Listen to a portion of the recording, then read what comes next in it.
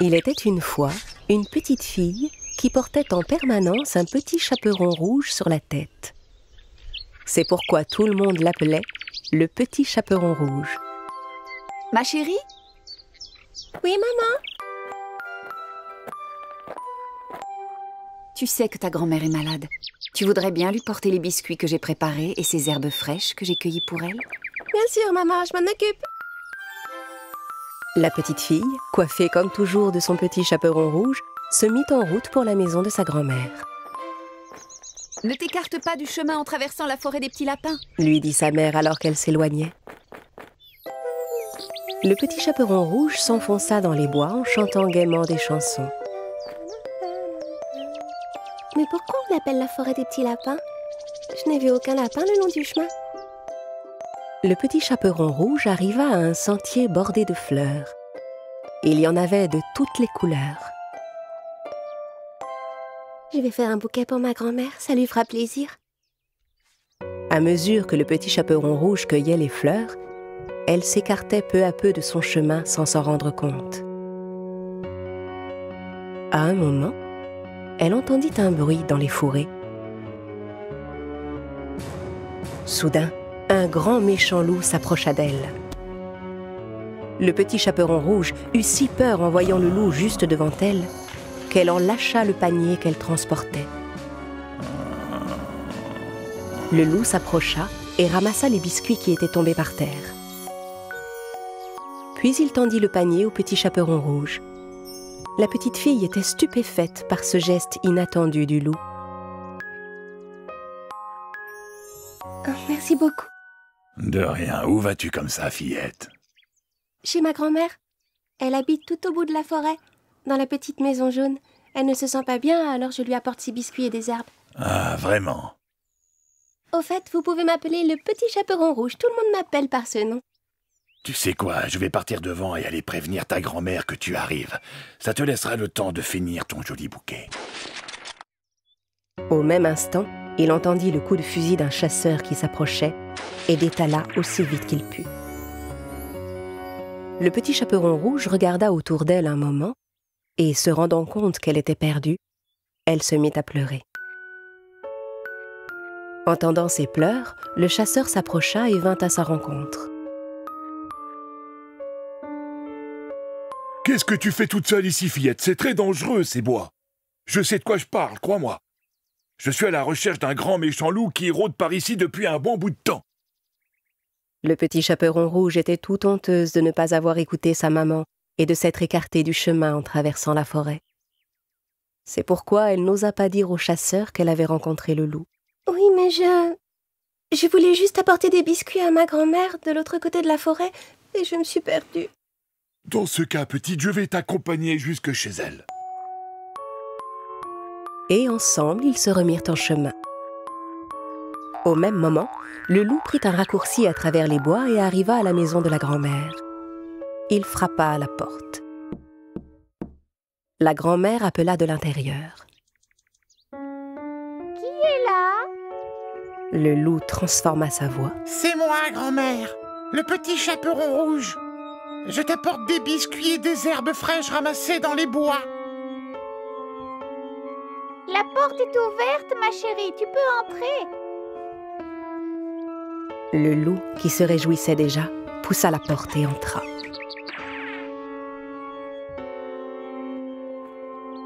Quelques instants plus tard, le petit chaperon rouge et le chasseur arrivèrent à leur tour.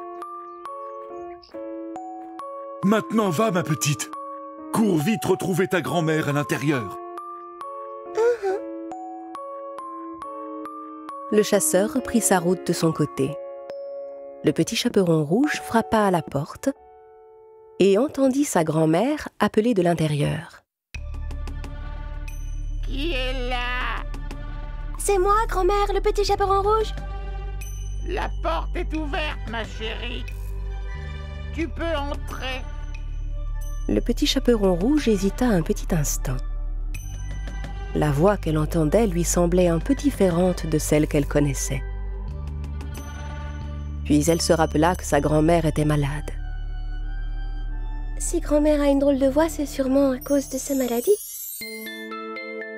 le petit chaperon rouge poussa donc la porte et entra. Le loup était allongé dans le lit, déguisé en grand-mère. Comme il avait pris soin de tirer les rideaux, il faisait sombre dans la pièce. Avec son bonnet de nuit et ses lunettes, le petit chaperon rouge ne pouvait pas le reconnaître. Comme c'est gentil, ma chérie, de t'être donné la peine de faire tout ce chemin pour m'apporter de quoi manger. Viens par ici que je puisse te prendre dans mes bras.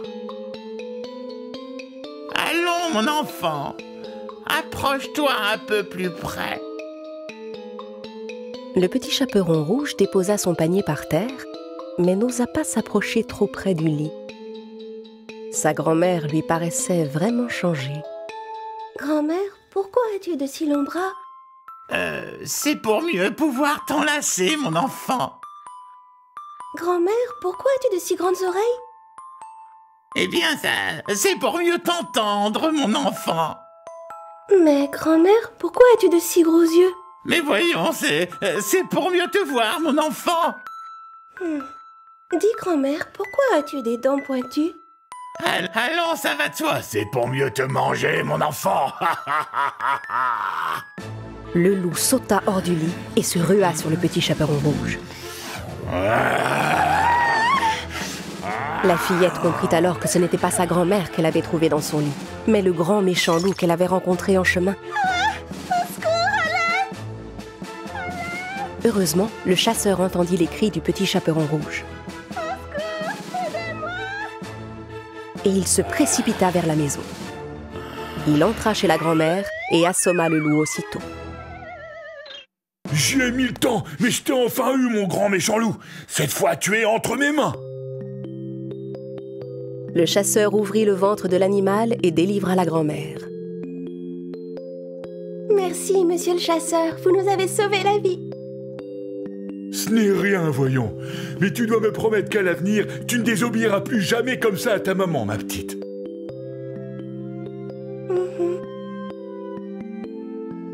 La grand-mère, affamée, dévora tous les biscuits que sa petite fille lui avait apportés. Et avec les herbes fraîches, elle se fit une bonne tisane qui la remit immédiatement sur pied. Le petit chaperon rouge promit à sa grand-mère que plus jamais elle ne se laisserait duper de cette manière par un grand méchant loup. La fillette reprit la route dans l'autre sens pour rentrer chez elle, en chantonnant gaiement. En chemin, elle croisa à nouveau le loup que le chasseur avait obligé à nettoyer toute la forêt. En voyant le petit chaperon rouge, le vilain loup eut vraiment honte de ce qu'il avait fait. Et la forêt des petits lapins redevint ce qu'elle était auparavant, pleine de joie, de fleurs et de petits lapins.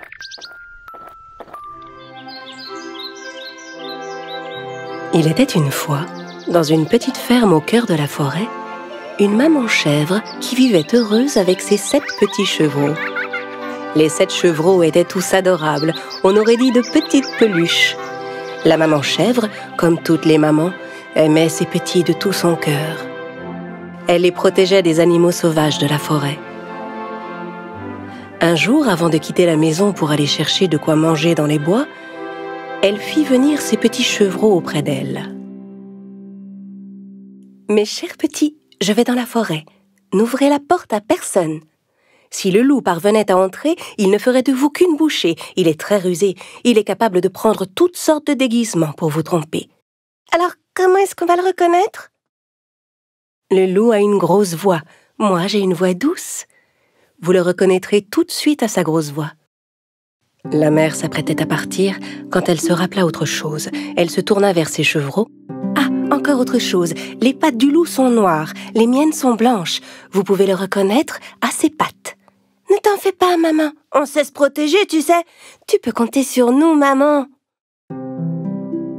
La mère embrassa chacun de ses petits et partit dans les bois. Mais le loup les avait épiés de loin. Quand il vit la chèvre partir, il attendit un instant. Puis il s'approcha de la maison et frappa à la porte.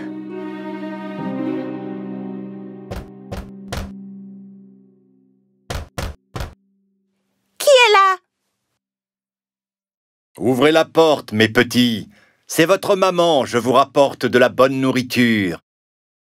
Mais les chevreaux reconnurent immédiatement la grosse voix du loup. Sans ouvrir la porte, ils crièrent « Tu n'es pas notre mère! Sa voix est belle et douce, toi tu as une grosse voix. Tu es le loup, on le sait, on ne se laissera pas avoir! » Le loup était furieux de ne pas avoir réussi à duper les chevreaux. Il alla acheter un morceau de craie dans un magasin et le mangea. Avec la craie, sa voix paraissait plus douce. Il retourna à la maison des chèvres et frappa à la porte. Cette fois, le loup parla de sa plus douce voix. « Mes chers petits, ouvrez la porte, c'est moi, votre maman. Je rapporte de la forêt de la bonne nourriture pour vous tous. » En entendant la voix adoucie du loup, les petits chevreaux pensèrent qu'il s'agissait bien de leur mère cette fois-ci.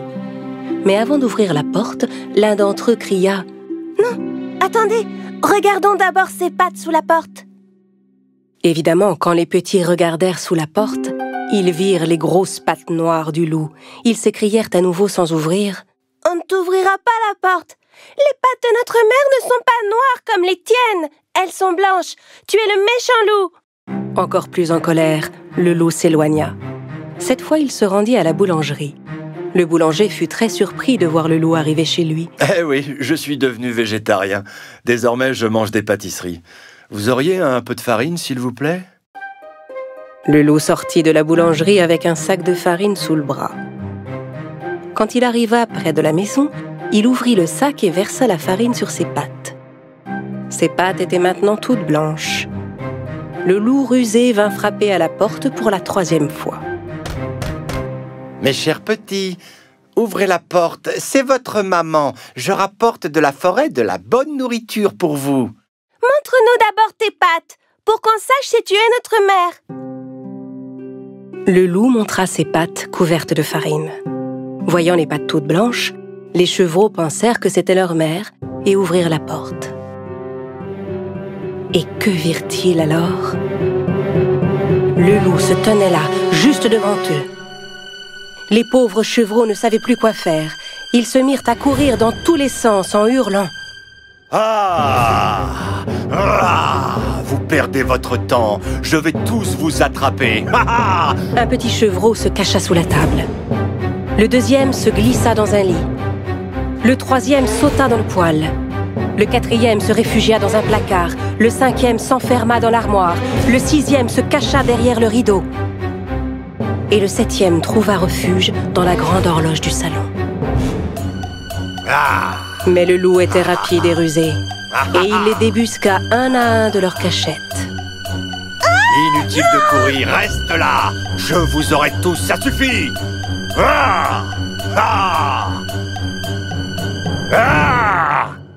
Le seul qu'il n'avait pas trouvé était celui caché dans l'horloge. Mais comme il était rassasié, il renonça à le chercher et s'en alla. Il y avait une grande clairière à quelques mètres de la maison. Le loup alla s'allonger sous un arbre pour y faire la sieste. Il se mit à ronfler.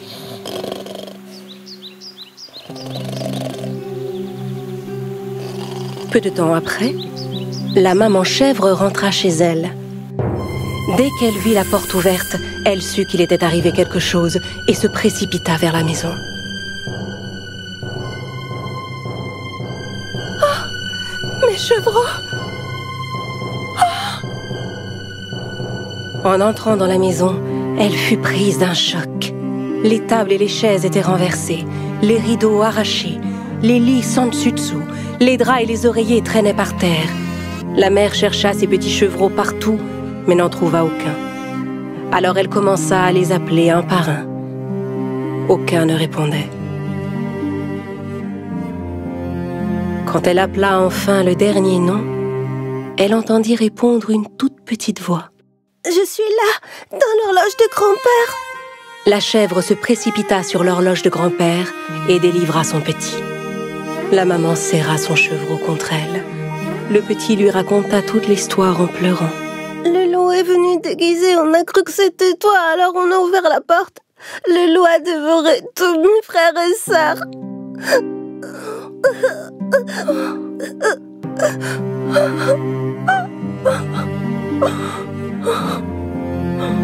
La mère était bouleversée. Elle pleura longuement ses petits. Puis, avec le seul enfant qui lui restait, elle sortit et se dirigea vers la clairière. Elle finit par trouver le loup qui dormait sous un arbre. Il ronflait si fort qu'il en faisait trembler les branches.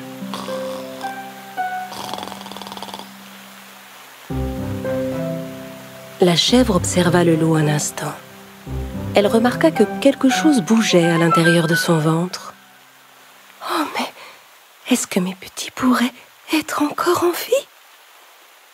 Soudain, elle eut une idée.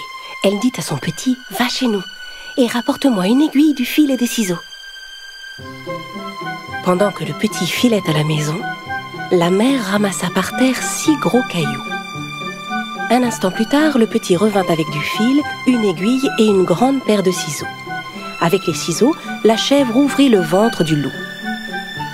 Aussitôt, elle vit apparaître un de ses petits, bientôt suivi par les 5 autres. Ils étaient tous sains et saufs.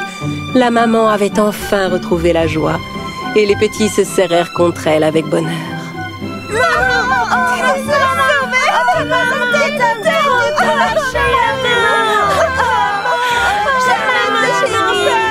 Ils étaient tous fous de joie. Mes petits chevreaux, vous êtes là.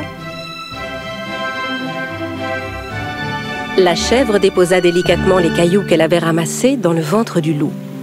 Puis elle recoulut le ventre avec le fil et l'aiguille. Le loup dormait si profondément qu'il ne sentit rien. Il ne bougeait même pas. La maman et ses petits s'enfuirent rapidement. Quand il se réveilla, le loup se leva. Il avait mal au ventre. Il se dit qu'il avait dû manger trop de petits chevreaux. Et comme son ventre était plein de pierres, il avait très soif. Il alla à la rivière pour boire de l'eau. Mais tandis qu'il marchait, les cailloux se heurtaient les uns contre les autres. J'ai le ventre tellement plein et lourd. C'est comme si les chevreaux étaient tous devenus des pierres. Il voulut se baisser pour boire à la rivière. Mais les pierres étaient tellement lourdes qu'il perdit l'équilibre et tomba dans l'eau. Oh, à l'aide! Vite, quelqu'un! Au secours, je me noie! Venez m'aider! Oh! Il avait beau appeler à l'aide, personne ne vint le secourir. Ne pouvant supporter le poids de ses cailloux, il finit par s'enfoncer dans les profondeurs de l'eau. Alertés par les cris, la chèvre et ses petits accoururent à la rivière. Oui, le loup est mort! Le loup est mort! Youpi! Bien rappelé, méchant loup! Main dans la main, ils se mirent à sauter et à danser tous ensemble. À partir de ce jour, la chèvre et ses petits vécurent heureux et en paix dans leur petite maison au cœur de la forêt. Le loup et le cochon gourmand. Au cœur de la forêt, tout près d'un bel étang, vivait un loup affamé qui cherchait à manger.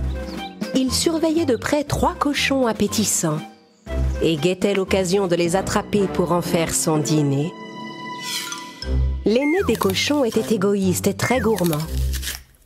Il mangeait toujours la nourriture de ses frères et ne partageait jamais la sienne avec eux.